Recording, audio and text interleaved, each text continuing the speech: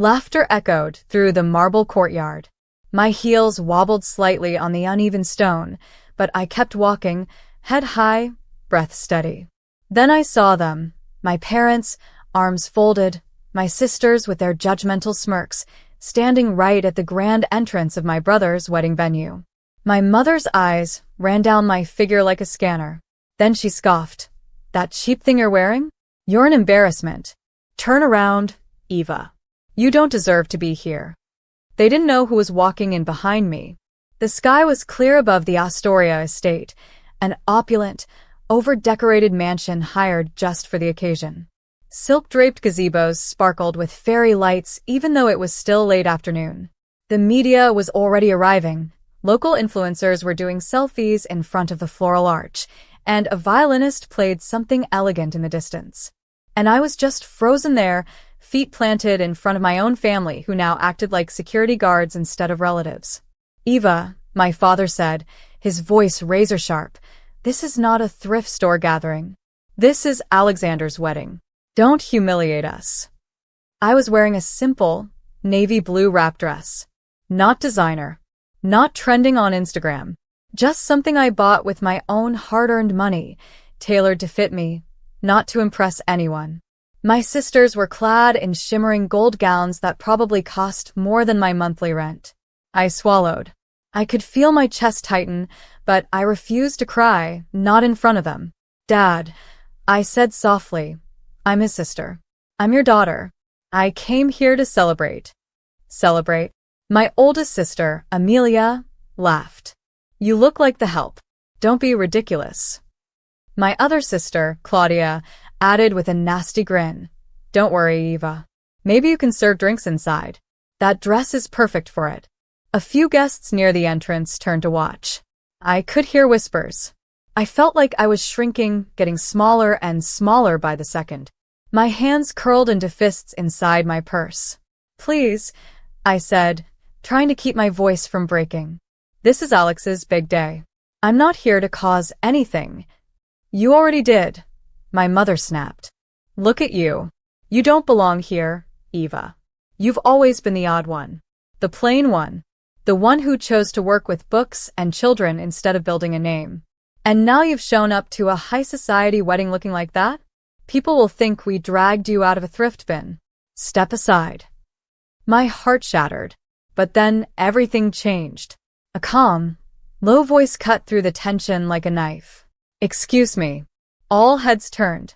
He walked up the stone steps slowly, but with a grace and power that instantly drew every gaze. Black tuxedo, polished shoes, crisp white shirt, strong jawline, hair slightly tousled by the breeze. He looked like he'd stepped out of a Vogue cover, but he wasn't arrogant. His presence didn't scream money. It whispered control. And he came straight to me. "Eva," he said gently, touching my arm. "Are you okay?" My father stepped forward. "Who are you?" "This is private. Please leave." That's when the corners of his mouth lifted into a polite but chilling smile. He reached into his inner coat pocket and pulled out something. A black card.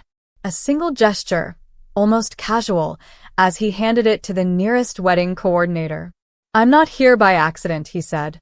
"My name is Adrian Kalin. I believe I'm listed as a +1 for her." My sister stared at him as if struck by lightning. My mother's jaw fell slack. But it was my father's face that changed completely as the coordinator gasped softly and nearly dropped the card. You're that Adrian Kalin?" she whispered. The name echoed. Kalin Industries, one of the largest private tech empires in the country. And their CEO, Adrian Kalin, was not only elusive but intensely private. No photos on social media. No interviews. Rumors swirled about his fortune, but nothing was confirmed until now. The coordinator stuttered. "Please come in, sir. You, both of you. You're more than welcome." And just like that, the rope separating the elite from the embarrassment was pulled away. Adrian turned to my father, still calm, still polite. "She didn't deserve to be here?" he asked quietly. "Interesting. Because in my eyes, she deserves everything." The silence was deafening. I could feel my parents' pride unraveling thread by thread. But Adrian wasn't done. He turned to me, gently brushing a strand of hair away from my face. "I told you they wouldn't understand your worth," he whispered. "But I came anyway, because I want the world to see it." Then he offered me his arm, and I took it. As we stepped through the entrance, leaving my family speechless and gaping behind us, I looked over my shoulder one last time. And that's when Adrian said it, softly, but loud enough for my father to hear. "By the way, Eva's going to be co-chairing the next Kalen Foundation project. So, the next time you try to shame her, make sure you're not asking for a grant from her first." My father's mouth opened slightly, but no words came out. He just stood there, frozen, like a man who'd just realized he underestimated the wrong daughter. The grand ballroom was glowing with golden chandeliers and rose-colored light, but all I could feel was the heat of eyes on me, watching, whispering, speculating. My fingers clutched Adrian's arm just a little tighter, not out of fear, but disbelief. How did this man, this untouchable, mysterious billionaire, choose me? And why now, of all days? As we walked in together, heads turned, conversations halted. But it wasn't until Adrian stepped onto the stage and asked for the microphone that everything truly exploded. We didn't sit at the back. We didn't linger in the shadows. The wedding coordinator personally led us to a seat 2 rows from the bride and groom, right in view of everyone. She bent forward and whispered, "If you need anything, just nod." Adrian smiled kindly and nodded back. But I could feel it. That room was a furnace now. My sister's eyes were daggers. My mother was clutching her wine glass like she wanted it to shatter.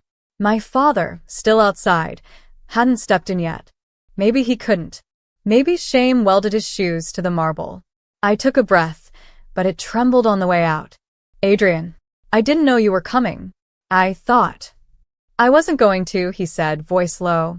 "But when you told me about this wedding, about how they treated you, something inside me snapped.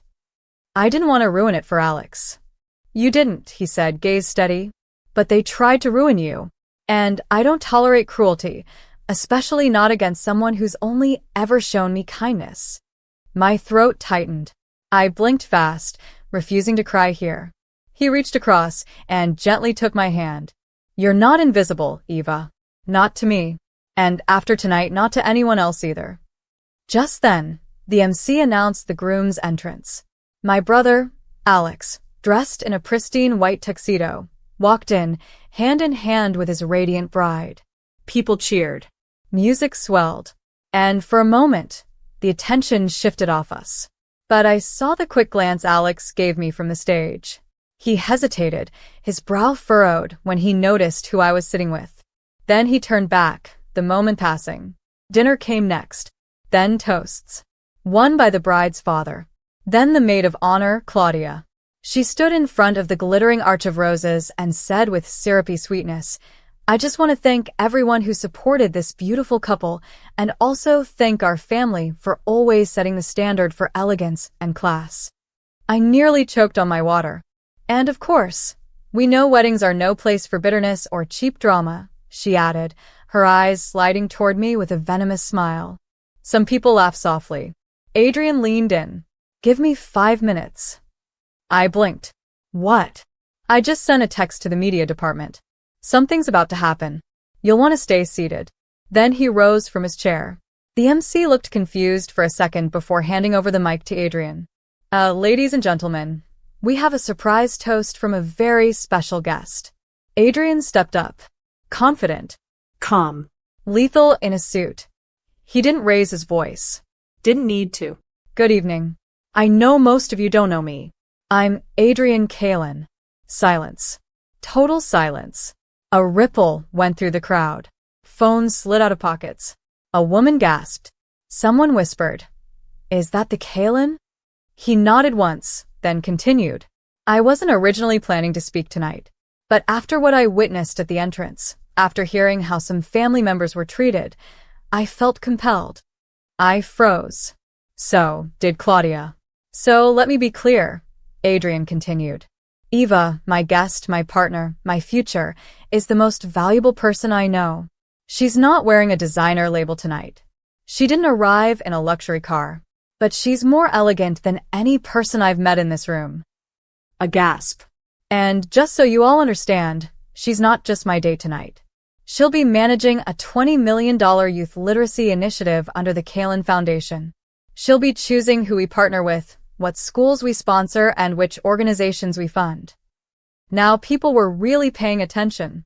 And one more thing, he said gently. Anyone who thinks money defines worth, you're already bankrupt. He handed the mic back and returned to his seat beside me. I couldn't speak. I couldn't even breathe right. Tears spilled silently down my cheeks, but for once, they weren't from pain. Claudia sat down slowly, like her knees might give out. My mother whispered something urgently into her husband's phone, probably searching Adrian up. My sister Amelia looked like someone had thrown cold water over her perfectly styled curls. Then, slowly, my father entered. He scanned the room, found me, saw Adrian beside me, his eyes locked with mine. And for the first time in my life, he looked afraid to speak. Adrian leaned over. He's not angry. He's processing. That's what men like him do when the power dynamic flips. Quiet rage. Frozen pride. What do I do now? I whispered. Adrian gave a small, kind smile. Nothing. You've already done it. And I realized he was right. I didn't need to scream, fight, or beg for space anymore. I was the room. The music played, people danced, and champagne flowed, but none of it touched me.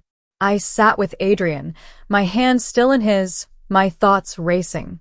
I felt seen for the first time in my life, but that spotlight burned. My family hadn't said a word yet, but I could feel them circling like wolves trying to find a way to recover from humiliation. Then I saw Alex, my brother, approaching with a tense look. What he said next pulled a string I didn't know was still attached to my heart. Eva, Alex said, stopping beside our table. Can we talk? Just you and me. Adrian gave me a quick glance, checking I was okay, but I nodded. We stepped out into the quiet hallway beside the ballroom. The music was muffled, but the tension wasn't. I folded my arms tightly, not to guard myself, but to keep from crumbling. I was still that girl who used to fix Alex's bow ties before school. Still the girl who helped him write his college application when no one else cared. And yet, until this moment, I didn't even know if I still mattered to him. I didn't know they said that stuff to you, Alex said softly. About the dress. About turning you away. I didn't speak. He sighed. I saw you out there for a second. I was caught up in things. That's the thing, I said, voice low. I'm always the one people forget until they need something. He looked hurt. That's not true. Isn't it? I stared at him. They laughed at me, Alex. Our sisters mocked me like I was dirt. Our parents told me I didn't deserve to be here. And you didn't say a word. He leaned back against the wall, guilt pulling down his shoulders. I'm sorry, he said finally. You didn't deserve that. I know I've been blind, Eva. You've always been the quiet one, the one who never made drama. But maybe that's why they thought they could walk over you. I let them. I whispered.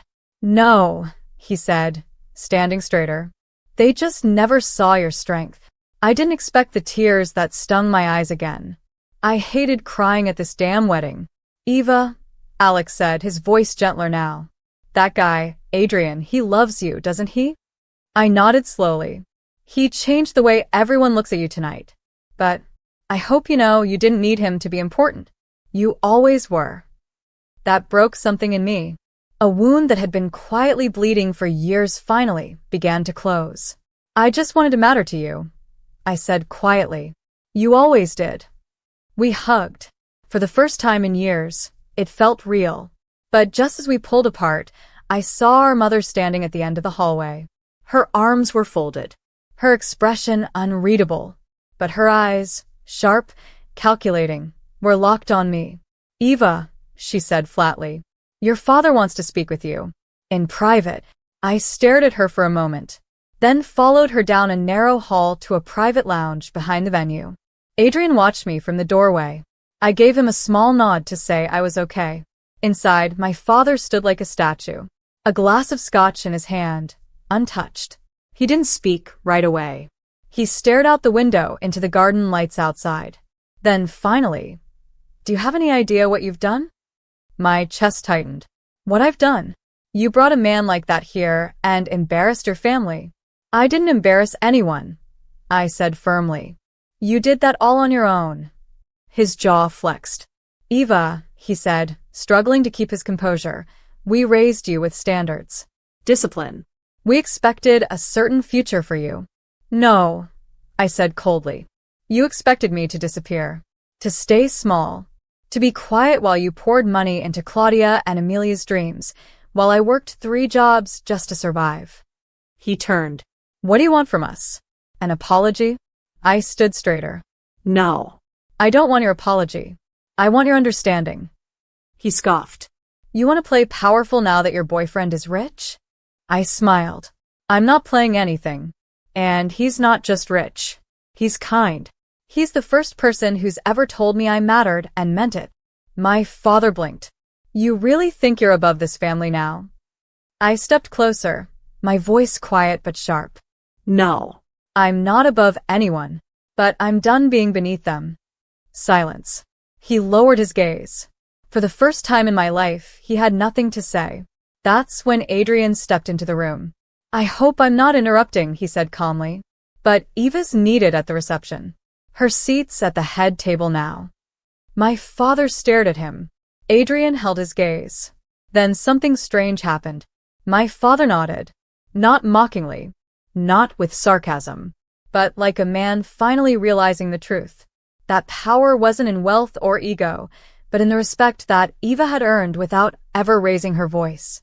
As I walked past him to leave, he said softly behind me, "You were always stronger than I gave you credit for." I didn't turn, but my heart did something strange. It healed. Just a little. I returned to the ballroom changed. Not by the dress, not by the spotlight, not even by Adrian's presence, but by the realization that I no longer needed their approval. But people weren't done with me yet. Claudia approached, heels sharp, eyes sharper, dragging her entitlement like a wedding veil. She wasn't ready to give up the spotlight, and she definitely wasn't ready to let me walk away loved, respected, and admired. What she said next was meant to ruin me, but instead, it revealed something that stunned the entire room. Claudia stood beside me like a serpent in satin. "You really think this is going to last, Eva?" she whispered. "That he's going to keep you once the novelty wears off?" I turned calmly. "You know what's funny, Claudia? I never once tried to compete with you. You all did that to yourselves." She flinched, but then she took 2 steps forward, onto the mini stage the DJ had used earlier, and grabbed the mic. "Hi everyone," she said, smiling sweetly. "I just want to say a few more words about family, since tonight has clearly become all about that." The crowd quieted. Adrian tensed. "I just want to remind everyone that some of us have earned our place here," Claudia continued, throwing a not-so-subtle glance my way. "And not because we walked in on the arm of a billionaire, but because we've worked hard, sacrificed, and upheld our family's name." Whispers began. Uneasy. "I'm proud of being a Bennett," she added, "even if others forgot their place." I stood, but Adrian caught my wrist gently. Then he whispered, "Now." I blinked. Now. He nodded toward the back of the room. A tall man in a headset stepped forward, handed something to the wedding coordinator, and within seconds, the projector screens lining the reception flickered to life. Everyone turned, then gasped. Footage began to play, of Eva teaching in a crowded schoolroom, of kids hugging her, of her staying late to tutor, of her organizing food drives, of her fundraising for literacy initiatives that were changing real lives. Tonight, a voiceover said, "We honor Eva Bennett, not just as the newest co-director of the Kalin Foundation, but as a woman who built her own path when others gave her none, who showed us that dignity doesn't come with labels, it comes with character." A pause. "And she's chosen to fund every underprivileged school in this city for the next 3 years, on her terms." When the footage ended, the room erupted. Applause. Cheers. Claudia looked like she'd been slapped by a wave of reality. She dropped the mic. Adrian stood, tugging me gently forward. We didn't say anything. We didn't need to. People came to us now. Respected us. Not because of status, but because the truth had finally drowned out the noise. We left the wedding early, not because we were unwelcome, but because we didn't need to stay to prove anything. The damage had been done. Or maybe something better. Maybe healing had begun. As Adrian's car pulled away from the venue, I looked out the window at the home I'd always known but never truly belonged to. And I realized something that changed everything. Revenge wasn't about making them suffer. It was about walking away so powerful they'd never forget who you became. The ride home was quiet at first. Then Adrian said, "I hope it wasn't too much." I turned, smiling. It was perfect. He reached into his jacket and pulled out a small velvet box. My heart skipped. "Don't worry," he chuckled. "It's not that box.